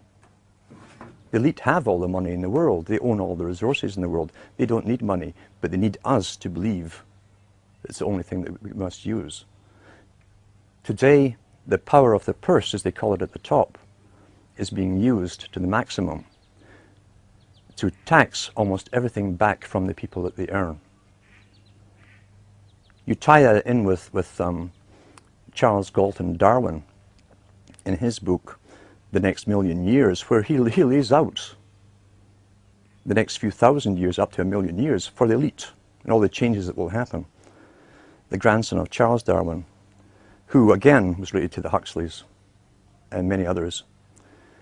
And he said, we are in the process, in the 1950s he said this in his own book, we are in the process of creating, he says, slavery has always existed in one form or another. There's different ways to have slavery. You can either get a bunch of henchmen, force a tribe into obeying you and being your slaves. That's a lot of force. But you have to feed them, etc. Or you can allow them to keep so much of their earnings for themselves, to maintain themselves, and take off all the rest to supply the elite and the structure of the system over them. But he says, we are now in the process of creating a more sophisticated form of slavery. In other words, the general public who would drift into the system and it would become natural for them would never twig on that they were actually slaves. You tie that in with the institutions that the Huxleys and the Darwins belong to. The Royal Institute for International Affairs, which has branches in every country in the world, they set up the United Nations. They said in their own writings, from the earliest times to the present, the world they're bringing in is to be a world where everyone who is born, or would be allowed to be born to serve the state. That would be their sole function. That's if they had a job for you to fulfill or a need for you. But it's a more sophisticated form of slavery. And we're going through it today. These families have been at this for at least centuries, and I think much, much longer. Why is it that the Rothschilds come onto the scene as a revolutionary family? Why is it they suddenly could take over 5 countries with 5 sons, create central banks, or take the central banks over that already existed? And why is it that right to the present time they're in the forefront of world politics? Why is that? Why doesn't a generation of the Rothschild go off in some other direction or lose interest? You're dealing here with a specific religion. A religion and a cause, a purpose. You will only find this kind of fanatical intergenerational devotion to an agenda when there's some kind of religion involved in it. When did all these families crop up? With the banks. We find that when the Rosicrucian court was created at Queen Elizabeth I's court, and that's open history today. John Dee, Francis Bacon, Francis Drake, all these boys were a member of the Rosicrucians. It also broke out in France and Germany at the same time, and they even announced their presence by billboards all across Paris. But the members now, as I said, in Britain, were open in the time of Queen Elizabeth I. Their idea was to gain gold and money through plunder, and they basically lived off of the Spanish galleons for an awful long time, as the Spanish were taking the gold out of South America. But John Dee and Bacon also were advisors to kings and queens, and they wrote about how to control, guide, mislead, and always fool the populations, and always too to get them into warfare, thinking they knew what they were fighting for, but the public were never to know the true ambitions that they had. John Dee coined the term the British Empire. It didn't exist before he said it and wrote it down. He went to the Queen with the idea, and he said a system should be set up where countries are invaded or taken over by Britain to create a world system which would be based on free trade. Free trade. It says those countries willing to adopt the British system would be given special status and its most favoured nation trading status. The very same terms that are now used in all the charters they draw up for free trade across the planet. Yet we're going back 500 years to find it first used by an advisor to Queen Elizabeth I. So therefore we know there was a world plan underway. We also know that Kipling, for instance, who worked for the British Raj in India, wrote many books, and was a very, very high Freemason, was sent over to the US, where he spoke to the US Senate, equal to equal, and said, we pass the torch on to you. America was then to take over the financial cost of conducting this world war, basically, to take over a world into a global system.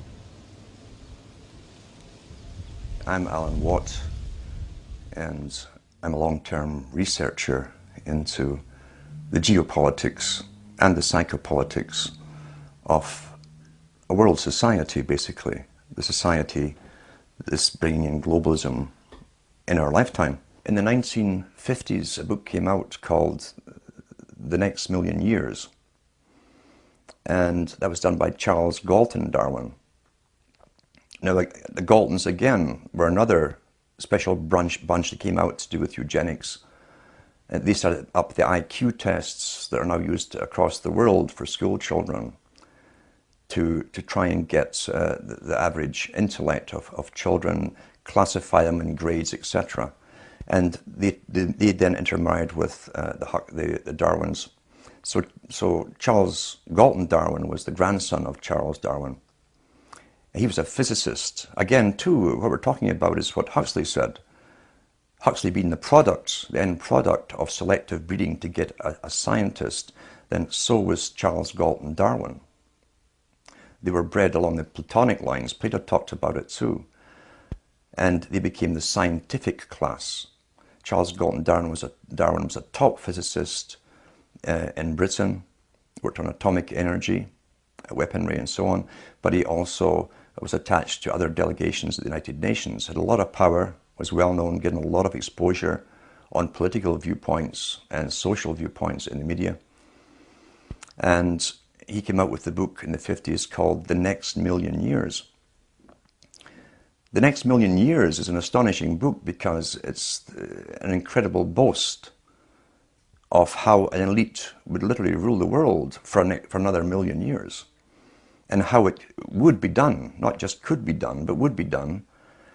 But his biggest cry throughout the whole book was that the media and educational systems would have to work so hard on the general public, even from schooling up, to get the public to go along and allow themselves to be somehow sterilized.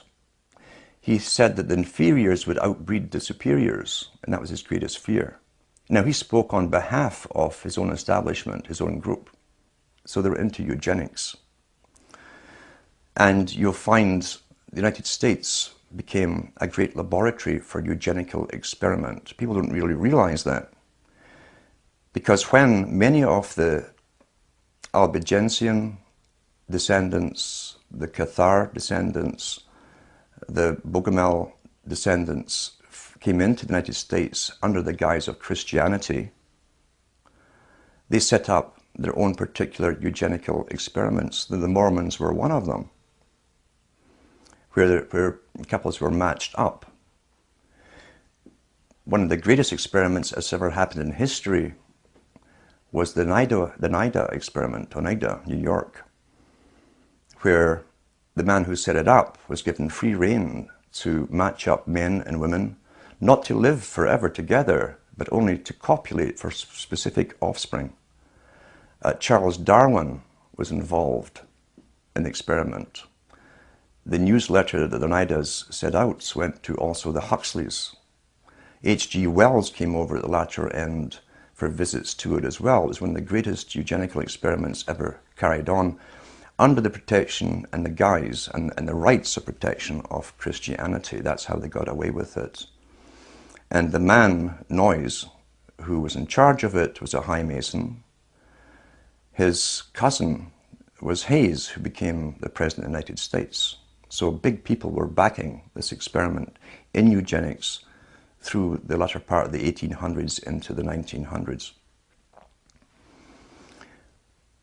What did they hope to gain? How can we bring this into the Council on Foreign Relations and the Royal Institute for International Affairs, or the writings of, say, Huxley's or Darwin's even? Well, they believe, and they believed by Darwin's time, that all of the people who had the right stuff to excel in life, to acquire wealth, good, intellect, property, and keep a hold of it through generations, had already been born. Therefore, anything that came after Darwin was just chance, perhaps, or luck. Therefore, all the elite families were already established. There would be no more elite families. Everyone else married in common because they did not have their wives or their husbands picked for them. They were not mated up for eugenical reasons. They were called commoners. We find the same expression coming out today with the new term for eugenics. They call it bioethics. And the bioethicists are saying that those people, the common people, have junk genes. It's another slander on the public, you see. Meaning you have all these weird, erroneous genes because none of you down through the generations were specifically married up for specific reasons. Whereas you go into the line of, or the lineage of Darwin,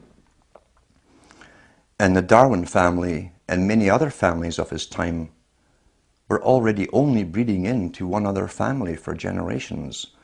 And the Darwins, for about 5 generations that we know of, by records, birth records, and marriage records, only married into the Wedgwood family, the big pottery conglomerates. And when Charles Darwin's first wife died, he married his mother's sister, who was a Wedgwood as well. The problem with this incredibly close inbreeding, and I should say too, the Huxleys were also descended from Darwin too. You'll find contacts there, and their wives. How many of these families, these wealthy elite families, were actually into inbreeding in this fashion, this close inbreeding, we'll never really know. Maybe one day they will publish it. But I know that Ian Taylor came out with an excellent book on Darwin, called Darwin and the New World Order, where he documented the lineages of at least the Darwin family to do with the Wedgwoods. And as I say, the unfortunate thing of such close inbreeding is you can have, if there's a dominant gene there prone to a specific illness or disease, it tends to be passed on. And I think that with genetic research, they hope to overcome the problems they've had with such close inbreeding for themselves But genetic research will not be used for the benefit of the rest of humanity, even though it's our tax money that's going into and has been going into the research for so long. How long have they been working, and why have they been working so long on genetics? What's the reason for it? All geneticists are eugenicists because it starts off in your first course to do with eugenics, superior and inferior types. Therefore, at the start of their training at university, they become true believers in eugenics to begin with. We've been told that the double helix in the genes and so on wasn't discovered until Watson came along around the 70s or so, and that they'd always suspected that there were things called genes. This was standard in all medical training for many, many, many years, but they hadn't found them. They just suspected they were there, we're told. But yet, if you go into the writings of the greatest mathematician that the Royal Society could produce, called Rutherford, he's the guy they sent off abroad to do the equations for the pyramids and so on, for the Royal Society. In his own memoirs, he said that in the early 20s, he was employed on scientific research as a mathematician to work on genes. Why would you need a mathematician working on genes for something you haven't discovered yet? You can't see them unless they could see them. And I believe that's how far ahead they truly were back then. They did know the genes were there. They were working on them heavily. Because, as I say, the agenda since at least Darwin's time onwards was to create a superior type of human. They toyed with the idea of creating even a superior type of worker to serve the superior class. Someone who could be very, very healthy, bright enough to accomplish all the tasks, but not too bright to overthrow the dominant minority. That's what the utopia, or the utopic idea, is basically based upon. Some of them are so arrogant, like Julian Huxley, who was the first CEO of UNESCO, who said that UNESCO's function, by the way, the United Nations Organization for Education worldwide, was to create a standardized system of education across the world so that all children could be manipulated into the same thought patterns, belief patterns, and mentality, basically. A standardization process, a Plato's cave that would all grow up in, never knowing anything outside that cave. He was quite blatant about that. It was for social engineering purposes, not for educational purposes as such. Now, eugenics goes back, as I say, into the most ancient times. All kings and queens were mated up for their supposedly inherited traits as leaders and even as gods by the priesthoods, who kept records of the traits, the physical and mental personality traits of offspring of these unions. The one thing that was lacking was a moneyed class who also used the same techniques. We find this coming out with the Rothschilds family. So you had monarchies running the world, running an empire such as the British Empire. All you needed now was the moneyed system to go along with it. We find the Rothschilds worked on the same principles as monarchies. They intermarried each other to keep the same intellects, abilities, and so on going. With the Rothschilds, we find they only marry their nieces, their immediate nieces, down through the generations. We find Benjamin Franklin, very interesting man long before this, again, high Freemason. This is in his own records at the Franklin Institute. He joined the English Lodge. He joined other lodges. He became eventually the Grand Master of the Nine Sisters Lodge in France. He initiated Voltaire in as a member and others. But he was also a member of the Hellfire Club in England. Benjamin Franklin talks about the carriers. He called them dollies. These are women who had selective genes. They were the products themselves of selective special breeding. And the Hellfire Club, like many Masonic high Masonic institutions of that time had what were loosely called, and wrongly in a sense, brothels attached to them. But it was also a cover because the special carriers or dollies, and dollies, the term that Franklin himself coined, is still in use today. A dolly is a carrier, like something you carry luggage on or whatever. Basically, he said that those who were worthy to go on and breed with these particular women, who were of noble birth, most of them, would have the pleasure of having the offspring, knowing they had the offspring, and the offspring was guaranteed a life of high exposure in science and perhaps leadership in the world. Madame Bouvier was the one he was talking about initially at the Hellfire Club in High Wycombe, London. And Madame Bouvier's descendants still live. There's two of them in France today. And the other one was Jackie Kennedy. If you look at how politics is run, and you go into the writings of people like Lenin, for instance, Lenin said there are 1,000 directions and systems in which people could go and live under, but the public mustn't know that. He said it's important that the system that's created for them is accepted by the people, so that they think that it's the only system that could possibly work. And it's true. We're contained in a system of left and rights, supposedly the have-nots against the haves, or those who own the means of production against those who don't, the workers. And that's traditional Labour versus Tory, or Conservative versus Democrat. That's how the system is run.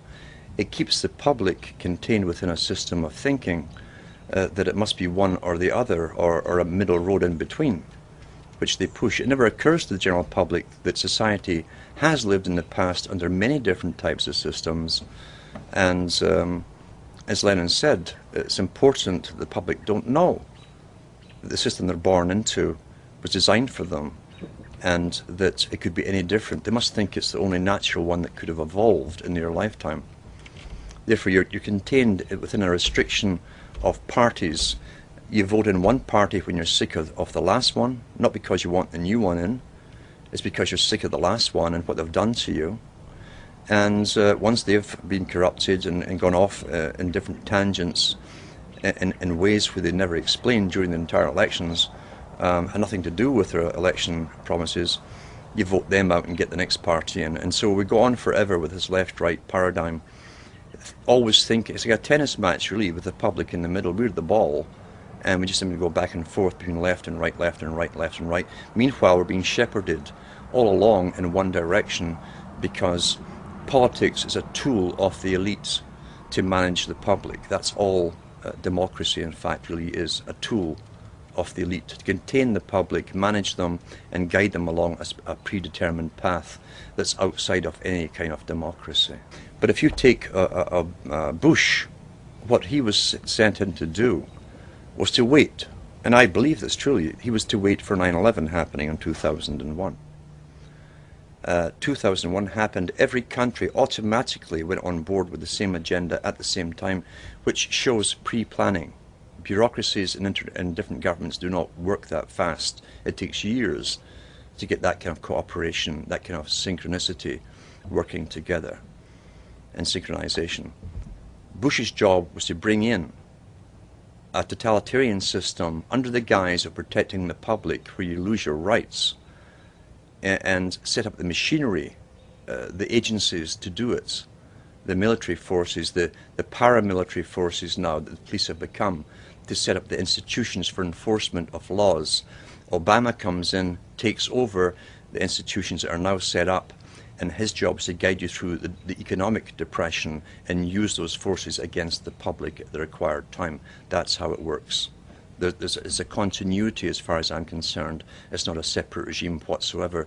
The same boys who put Bush in, the bankers and all the rest of it, put Obama in, and Obama's proved his loyalty to them by literally allowing them to rape the public of all their funds, and then rewarding them by public funding and tax money to save the same bankers He's one of their own boys, but he now has the machinery in place that Bush set up to quell the coming riots that they say are going to come, and to manage the public into a brand new system of what they call not government but governance, international governance. If you listen to Obama's speeches before he was elected and analyse what he actually said, he said very little. He was giving emotive speeches with no substance. He never said what he wanted to do or how he was going to do anything. It was almost like a lead up to a movie that hadn't been made yet. Emotional talk, talk of hope, but not saying how the hope would be transformed into realities. He used the term that's been used in academia for the last few decades in the Ivy League schools and universities of the century of change. So his slogan became, and they use slogans written for him, change is good. Any idiot should ask the simple question, wait a minute, what change are you talking about? How can you be for change if you don't know what the change is going to be? It could be for your detriment. But they got the people parroting, like George Orwell said with the sheep, you know, 4 legs good, 2 legs bad. Change is good, and the people, his followers, start to repeat it, change is good. What kind of change are we talking about? The loss of sovereignty, the blending into an international institution, a world government system, a system where not only is America bankrupt and the most indebted nation on the planet for loaning money out to other countries and policing the world, being the policeman of the world, now Obama wants to lead the charge on sustainability, carbon taxes, by making America the example for the rest of the world to follow. He's asking everybody to sacrifice everything they have. That's what he means by change is good. He didn't dream up this plan. He is a member of the Council on Foreign Relations. Again, that comes from the Milner Group, the Cecil Rhodes Society, the Royal Institute for International Affairs, that planned world governments using Britain based as a model for the British Empire, now become the American Empire in a sense. And the changes here he's talking about is a new world of servitude, where you will serve the world state. And you'll also have to pay off all your debts along the way, which is impossible as far as I'm concerned. You cannot ever pay the kind of debt America has incurred since World War II. It's impossible to pay back. Therefore, the changes he's talking about really is a New Deal. When you hear a New Deal mentioned by any president, and we got that from FDR, we got it from Bush, last Bush it was in, a New Deal. We're getting it from this administration. That's a legal admission from the leader of your country of a new system. A New Deal is literally a new system. The first system was the Constitution. You got an updated system with FDR as government became incredibly big and centralized, and now you've got a New Deal under the guise that change is good. Who planned the change? It wasn't the people who planned the change. Who will benefit will not be the people. It's the world of sustainability, Mr. Rockefeller, the population reduction plan. Those who will go into the future will be those who are necessary for the future's maintenance, and those who are simply obsolete, the useless eaters, will have to perish and die off. It's as simple as that. This generation today, the ones who are alive today, we are the generation that's going through the biggest changes in history, according to even Rockefeller himself, since the Industrial Revolution. It's the end of one phase of a long-term plan. And out of this comes a new world order. As Mr. Brown said, the Prime Minister of Great Britain said at the G20 meeting recently, it's a new world order. A different order from the previous one, where people technically were working for themselves, would choose their own employment and so on. The New World Order is a planned system, a planned economy, a planned population.